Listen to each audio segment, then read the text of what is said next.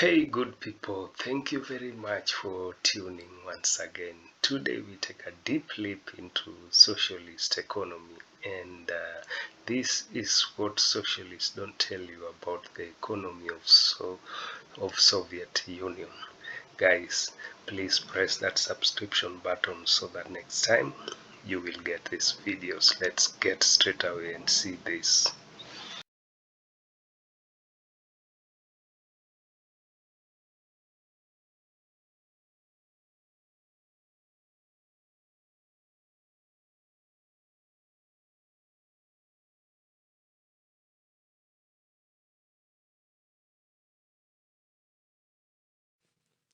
At the end of the 17th century, Peter the Great scoured Europe for scientists, craftsmen, and productive talent of all kinds to be brought to Russia to try to develop the economic and military strength of the empire. The first industries in Russia were founded by foreigners in the 17th century. The skilled labor used in these early industries, like their management, came from abroad. A whole colony of foreign craftsmen existed in St. Petersburg in the 18th century and in the Ukraine in the early 19th century, in addition to shopkeepers and moneylenders from India who operated in the province of Astrakhan. Armenian immigrants accounted for 40% of all exports and 53% of all imports through Astrakhan in the mid-18th century. Of 250 cotton cloth factories there at that time, 209 were owned by Armenians, who also owned 32 out of 38 silk-weaving enterprises. From an early period, much of the economic and cultural development of Russia and its empire was a result of the importation of foreign knowledge and skills. Much of the Kremlin itself was built by an Italian architect. The Bering Sea, between Siberia and Alaska, was discovered by a Danish sea captain employed by the Russian government. Foreigners played a pioneering role in metallurgy, machine construction, and even government service in Tsarist Russia. These foreigners included both sojourners and permanent settlers, individual entrepreneurs and whole groups, such as the German farmers who settled in colonies on the Volga and the Black Sea in the 18th century. The Tsars themselves were of predominantly German ancestry. Catherine the Great was a German princess before marrying the Russian prince who became Tsar Peter III, whom she succeeded to the throne.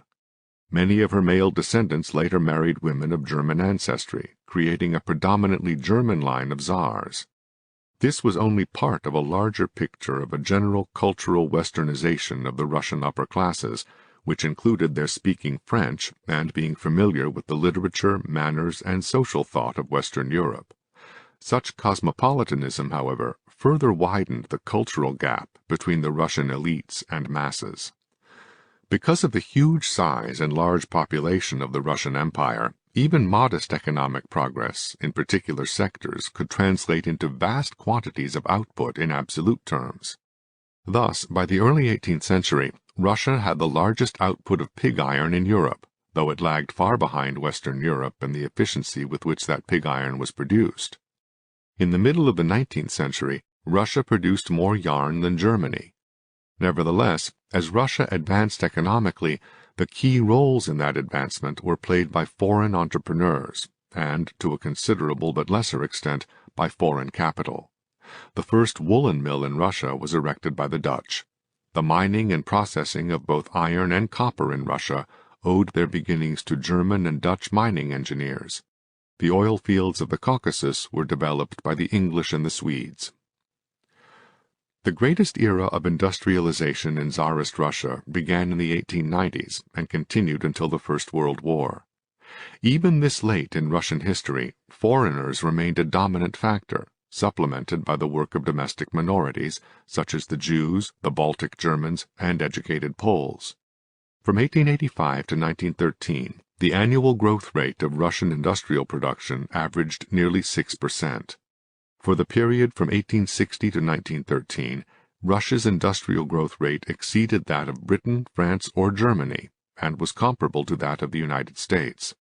However, the level of industrialization at which it started and ended was not as high as in Western Europe or the United States. Nevertheless, it was an impressive performance, and the 1913 level of output would not be reached again under the Communists during the next decade. Most Russian international trade had historically been carried in foreign ships, and that remained so during the era of industrialization under the Tsars. Only 3% of Russian international shipping was in Russian vessels. In petroleum, nearly 3/4 of all invested capital in Russia was British capital. By 1899, at least 60% of all coal in Russia was produced by foreign companies. Nearly all electrical streetcars were Belgian. On the eve of the First World War, approximately 1/3 of the sugar mills in the country belonged to Jews, and these mills produced just over half the refined sugar in Russia. At about the same time, the second, fourth, and fifth largest producers of agricultural machinery in Russia were all British firms, the number one producer of such machinery in Russia being an American firm, International Harvester. The electrical construction industry in Russia was dominated by German firms, though a French subsidiary of Westinghouse was also significant. The pattern as well as magnitude of foreign economic activity in Russia provides clues to the sources of Russian economic backwardness.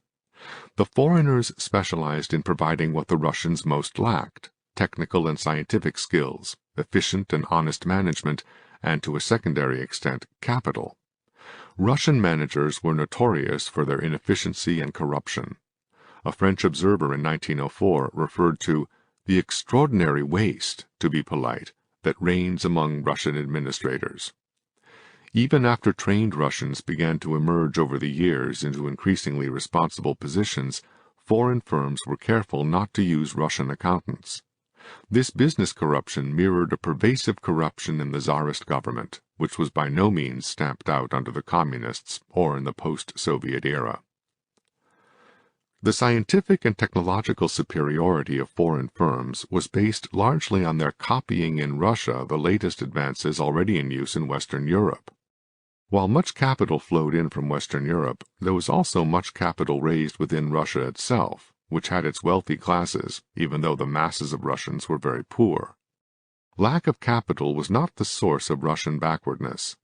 Lack of entrepreneurship and technology were the crucial problems. Once sound and reliable management could be found, and Western technology applied, large amounts of capital could be raised from Russians, as well as from Western European investors. While the foreign-owned firms were new to Russia, they were not untried pioneers, but usually affiliates, subsidiaries, or offshoots of firms with well-established reputations and long years of experience in Western Europe or the United States. It was the reliability of the managements that made the raising of vast amounts of capital possible from both inside and outside Russia. The proportion of foreign capital in major Russian industries was just under 1/2 in 1900, up from 1/4 in 1890, even though the industries themselves were largely created by foreign entrepreneurs. In short, even at the height of foreign domination of Russian industry, most of the capital was Russian, and very little of it was supplied by the Tsarist government. What was lacking in Russia was not capital, but the ability to use capital. That is what the foreigners provided. Seldom were the foreign-owned firms in Russia's wholly owned subsidiaries established with the foreign firm's existing capital. Russian capital and some Russian directors or managers were more common, though the foreign management usually retained controlling interest, even if this was less than 50%. The foreigners tended to handle what they were best at doing: internal management of the firm and assessments of technological and market possibilities. The Russian members often proved to be very useful in external relations, especially with corrupt government officials and with shrewd and scheming Russian elements with which the firm had commercial contacts. Foreign managers unfamiliar with Russian ways often met disaster in such external dealings. The managing of Russian labor was another large and growing problem for foreign entrepreneurs. The difficulty was not simply that the Russian workers were unskilled and unable to handle advanced Western equipment effectively, though these were factors that made the apparently cheap Russian labor costly in practice. Russian workers, often unused to the routine and rhythm of industrial life, tended to be transient or prone to absenteeism, in a word, unreliable. These problems were at their worst at the beginning, and in industries whose inherent work demands could not tolerate such behavior. When the steel industry was established in southern Russia, for example, almost all the steel workers were imported. However, the enormous costs of attracting workers from Western Europe, with wages high enough to compensate them for moving and for the dreary life in Russia, led to attempts to train and retrain Russian workers instead, wherever possible. Foreign workers were therefore a short-term expedient in the initial stages. Nevertheless, the resort to such expedients was indicative of another element of historic Russian economic backwardness. It was also difficult to get Russians to work well with foreigners. While work skills and experience would come to the Russian workers with the passing years, their hostility to foreigners would in many cases also grow, fanned by the rising radical movements that would culminate in the revolutions of 1917. In the short run, the resentments of the Russian workers toward foreigners sped up the Russification of the workforce in order to reduce a source of internal friction. These frictions were by no means incidental matters. In 1900, for example, rioting Russian workers burned the dwellings and belongings of 60 Belgian workers at a glass factory, causing them to flee back to Belgium. A report of a French firm in Russia in 1907 declared, "One must remember that the mass of workers has been heavily indoctrinated in these last years, and their nationalism has been overexcited. The consecutive assassinations of several plant managers have shown this all too clearly." In short, the same bitter resentments directed at more productive and more prosperous domestic minorities, such as the Germans and the Jews, extended to foreigners as well. Ironically, hostility to foreign exploitation was rising just as the return on foreign investments was declining sharply, as a result of growing competition created by the inflow of more foreign businesses. Initially very high rates of return, 17.5% in 1895, dropped under 10% by 1898, under 5% in 1990, and under 3% by 1906. The prices of steel products, crucial to industrialization, also dropped sharply during this period, as Russia became self-sufficient in this basic industry due to the hated foreigners in their midst. The large role of foreigners in Russian economic development did not end with the Tsarist regime. Only a few years after seizing power, years marked by numerous economic setbacks and catastrophes, the Communists too turned to the West for management, engineering, and technical personnel, as well as for equipment and capital. Much effort and time were required merely to restore the economy to where it had been under the Tsars. As of 1920, Russian production of cast iron was less than 3% of what it was in 1913, and was in fact less than it had been in 1718 under Peter the Great. Similarly, Soviet production in the early 1920s was well below that of Tsarist times in platinum, agricultural implements, steam locomotives, heavy electrical equipment, tar, ammonia, and dyes, among other products. Although Tsarist Russia had such entrepreneurial pioneers of early aviation as Igor Sikorsky and Alexander P. de Seversky, both moved to the United States after the Bolshevik Revolution and contributed in a major way to the development of the American aircraft industry, while the Soviets became dependent on foreigners for the design and production of their own aircraft, military and civilian, and remained so a decade after the revolution.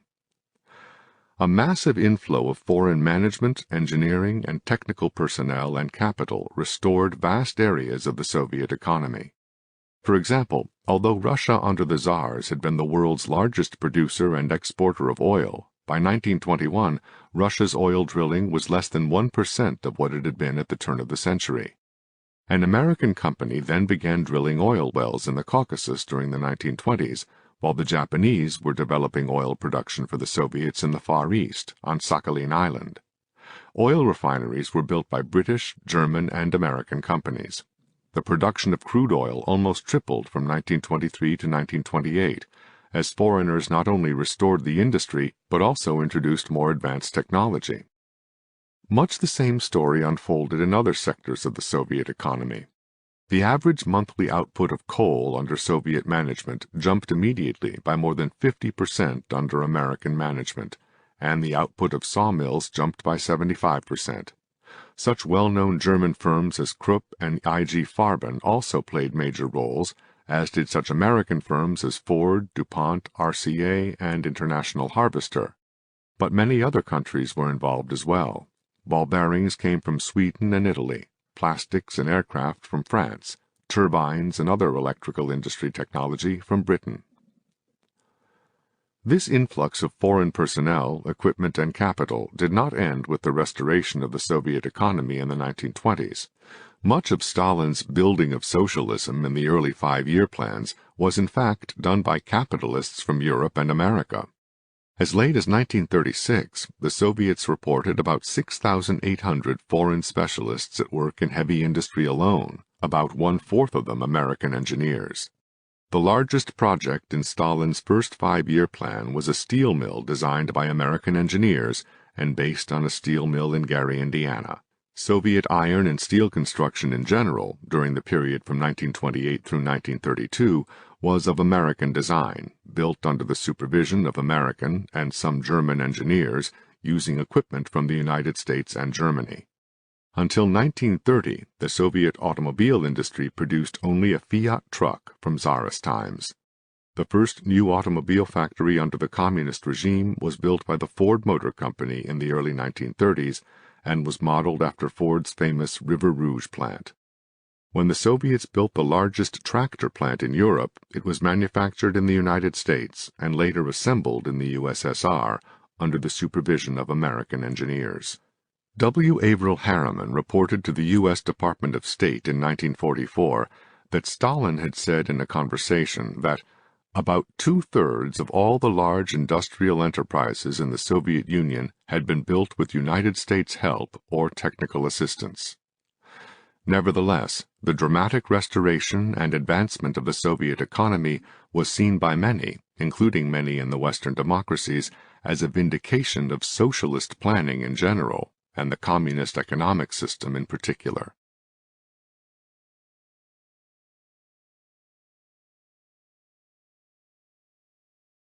I love that kind of history, what the socialists don't tell you about the economy of Soviet Union.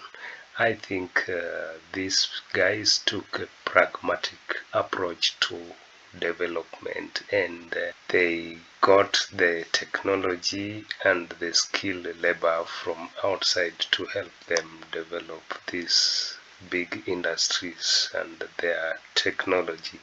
Guys, if today is your first time here, I do say thank you.